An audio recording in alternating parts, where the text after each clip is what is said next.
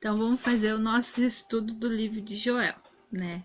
A gente achou necessário esse período de novo de distanciamento, mesmo que, né, a gente tá se cuidando, mas se a gente tá falando para as pessoas se cuidar, então a gente tem que se cuidar, né? Então eu pensei, ou fazer o vídeo, ou a gente fazer uma videochamada, talvez é a melhor forma, porque aqueles vídeos que eu estava enviando antes, eles contam a história. E agora com os livros dos profetas, a gente se aprofunda um pouquinho mais de uma forma diferente. Então, talvez fica melhor fazendo vídeo, explicando melhor. Principalmente esse livro de Joel, né? Que é um livro bem atípico, né? Quando a gente vai estudar. E sempre lembrando, né? Do espírito de oração, estarmos em oração, sempre durante os estudos eu oro ao Senhor, eu falo com Deus para Ele estar me direcionando, sempre antes de cada estudo que eu irei fazer, eu sempre oro para o Senhor para trazer à memória tudo aquilo que eu estudei, para relembrar e também para me dar a palavra de sabedoria. Então a gente sempre, às vezes a gente esquece de orar, mas sempre nesse espírito, para o Senhor dar discernimento, dar a palavra de sabedoria, dar entendimento para a palavra que Ele está querendo dizer para nós, né? Para a palavra dele que Ele está dizendo para nós. Então, improvisei aqui no quartinho um lugar para a gente estudar um pouco, se aproximar, mesmo nesse período distante, né? A gente às vezes fica um pouco abalado com o que está acontecendo agora, próximo de nós, mas a gente nunca pode esquecer dos propósitos dele para nós, né? Nunca se afastar, talvez a gente fica um pouco abatido, mas sempre continuar firme, né? Que o livro de Joel mostra isso, né? Mostra o que está acontecendo com nós hoje. Um momento de tristeza, um momento difícil, mas no final sempre tem o alento de Deus.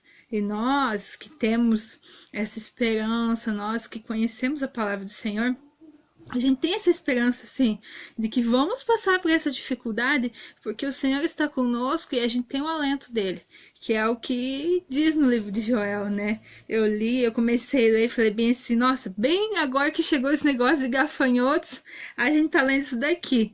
Se fosse uma pessoa incoerente, já ia falar, nossa, já é o fim dos tempos, né? Claro, sempre tá vindo sinais que mostram os fins dos tempos, mas não necessariamente é isso, né? A gente não precisa se apavorar, porque no final sempre Deus dá o alento. O que é o alento?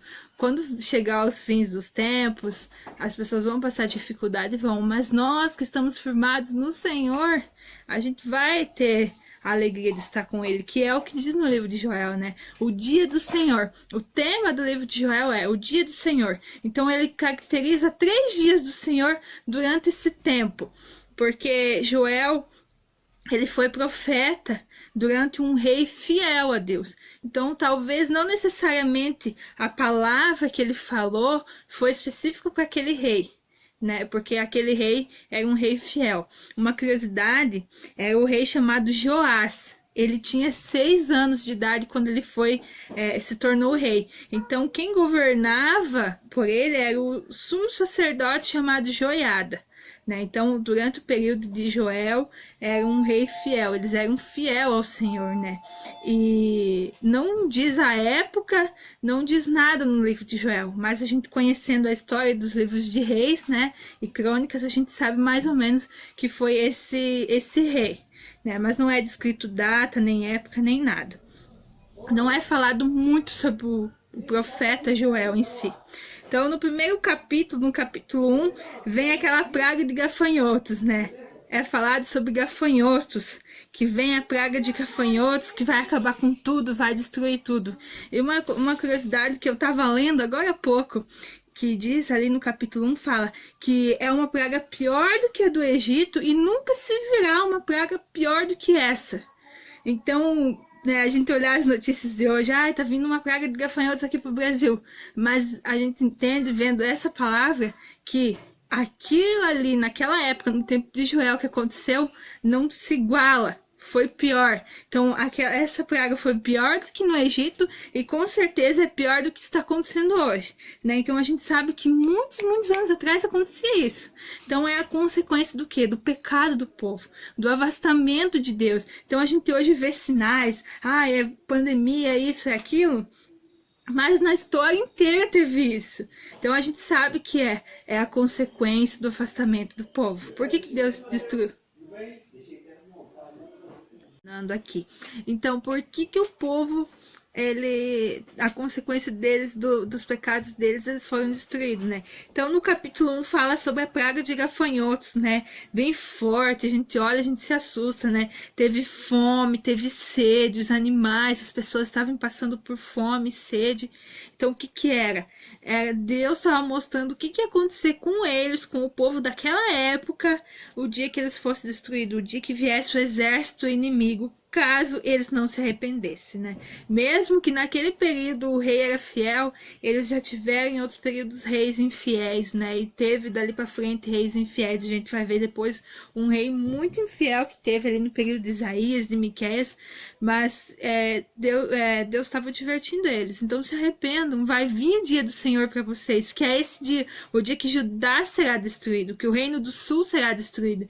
Então arrependam, senão o exército do inimigo vai vir, que nem os gafanhotos vieram, vai vir para devastar tudo. Então esse capítulo 1, ele traz essa referência ao dia do Senhor naquela época, o dia do Senhor onde que viria para ter a queda do reino de Judá. Mas houve remanescentes, houve pessoas que creram no Senhor, que continuaram fiel, e essas foram as pessoas que retornaram depois lá do exílio da Babilônia e tal, que a gente viu, né, na história.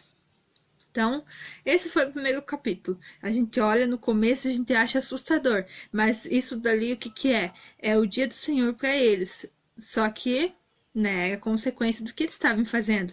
Então, dentro do capítulo 1, a gente já vê uma esperança. Qual que é a esperança? Caso eles não se arrependessem de acontecer isso. Então, Deus nunca faz as coisas assim pro nosso mal. As coisas que acontecem conosco são as consequências dos atos que a gente tem. Então, caso eles não se arrependessem, então eles tinham uma oportunidade, eles tinham uma chance de não acontecer isso com eles. O que era? Era o arrependimento, se voltar para Deus, né? Então, aqui no capítulo 1, a gente já vê um alento do Senhor. Se eles se arrependessem, se eles voltarem até Deus, não aconteceriam isso. E no capítulo 2, do capítulo 2 até o versículo 27, fala sobre o dia do Senhor em breve. O que é o dia do Senhor em breve, né? Joel convoca o povo para jejum, né? Para eles se santificar, para eles estar buscando ao Senhor, para ter arrependimento também, para eles terem arrependimento. E aí menciona sobre o dia do Senhor breve, em breve. O que era esse dia em breve? Esse dia já aconteceu na história, já aconteceu, que foi o quê? Foi a descida do Espírito Santo, o dia de Pentecoste. O dia em que Jesus foi ao céu, né? Ele morreu, ressuscitou, isso se encontra lá em Atos 2. E ele veio e falou assim, ó, eu vou aos céus, mas eu vou deixar o Consolador, que foi o Espírito Santo. Então o que menciona ali, no capítulo 2, fala sobre a descida do Espírito Santo, sobre o dia de Pentecoste, né?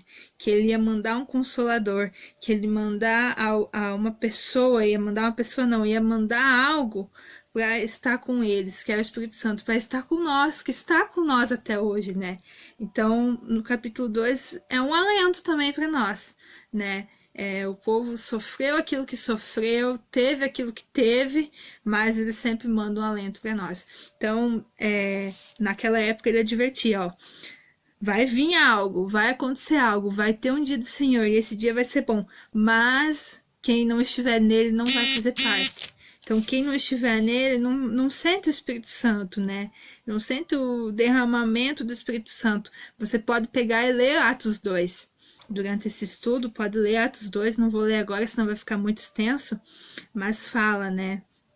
Ó, aqui eu vou ler um trecho do estudo. Joel convoca um jejum para socorro na situação presente, que era fome, e livramento dessa invasão futura, que era a invasão dos inimigos, que era lá no capítulo 1. Ele também prediz, em casos sinceros de arrependimento, bênçãos temporais, prosperidade e fartura, e espirituais, derramamento do Espírito Santo. Então, houve os remanescentes que creram no Senhor, que arrependeram-se, e Deus enviou o Messias, né, que foi Jesus. Jesus veio, cumpriu seu propósito aqui na terra, e ele mandou o Consolador, que é o Espírito Santo. E a terceira parte, que é no finalzinho do capítulo 2 e capítulo 3, fala o dia do Senhor no futuro. que é o dia do Senhor no futuro para nós também, que vai ser o dia da volta do Senhor. Ele mostra o que vai acontecer. É lá em Apocalipse 21. Talvez você não precisa ler agora, porque a gente vai estudar mais pra frente, mas ele mostra o que vai acontecer no dia do Senhor, né? O fim do capítulo 2, início do capítulo 3, prediz o que irá acontecer na volta de Jesus, né? Vai acontecer muitas coisas ruins, né? Vai acontecer bastante coisas ruins, mas tem o alento de Deus, o alento do Senhor, que é: quem persistir estará com ele na nova Sião, estará com ele na nova Jerusalém, que é estar com ele na eternidade. Então, o livro de Joel, ele prediz 3 dias do Senhor, que é o dia do Senhor naquele tempo, que era a invasão do inimigo, o dia do Senhor em breve, que é a vinda do Espírito Santo para quem cresce nele. E hoje a gente tem o Espírito Santo, mas se a gente não crê nele, a gente não sente. Se a gente não busca ele, a gente não sente. Então a gente precisa buscar, a gente precisa crer, a gente precisa estar presente nessa aliança, a gente decide estar presente nessa aliança, né? E o capítulo 3 fala sobre a volta de Jesus no futuro, sobre o dia do Senhor no futuro, que é o dia que o Senhor virá para nos buscar. Vai acontecer muita coisa ruim, né, ainda pela frente, mas tenha a esperança, que é a esperança de estarmos com ele na glória, estarmos com ele na nova Sião. Aí aqui no finalzinho do estudo eu vou ler também: porém, antes desse terrível dia, Joel profetiza que Deus será gracioso e derramará seu Espírito sobre toda a carne, que é a descida do Espírito Santo. Isso se cumpriu no dia do Pentecoste, lá em livro de Atos. Esse dia será de livramento e bênção para os que obedecem a Deus, mas será de julgamento e condenação para os que vivem no pecado, que é o dia da volta do Senhor, né? Nele, a vontade de Deus e os seus propósitos para a humanidade serão plenamente se cumpridos. Então, o dia do Senhor no futuro, que é o juízo final, lá no capítulo 3, será o dia de julgamento e condenação para os que vivem no pecado. Mas será um dia glorioso para os que vivem no Senhor. Então, a gente olhando para o lado positivo do livro, né? Tem bastante coisa ruim, é um livro bem pesado, mas o que é o lado positivo? Os que estão com ele, né? Naquele tempo, tinha o povo da aliança. Hoje, nós podemos fazer parte da aliança, basta querermos. Então, o alento, né, desse livro, ele mostra em todos os capítulos, se a gente se arrepender, se a gente buscar, vai ser um dia de juízo, vai ser um dia terrível, mas para aqueles que estão em pecado, para aqueles que estão no Senhor, será um dia glorioso, pois estaremos com ele na nova Sião. Então, basicamente é isso o livro de Joel. Talvez, não sei se você entendeu bem aqui nessa explicação, mas se você tiver alguma dúvida, eu vou mandar também a folha para você estudar, as perguntinhas, para você refletir também.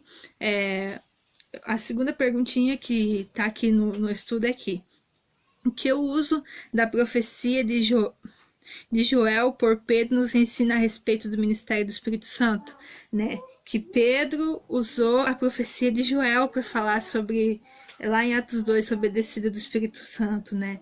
Então, o que isso nos ensina a respeito do ministério do Espírito Santo? O Espírito Santo de Deus vem para nos consolar, vem para nos cuidar e vem para estar conosco, né? Apesar das dificuldades.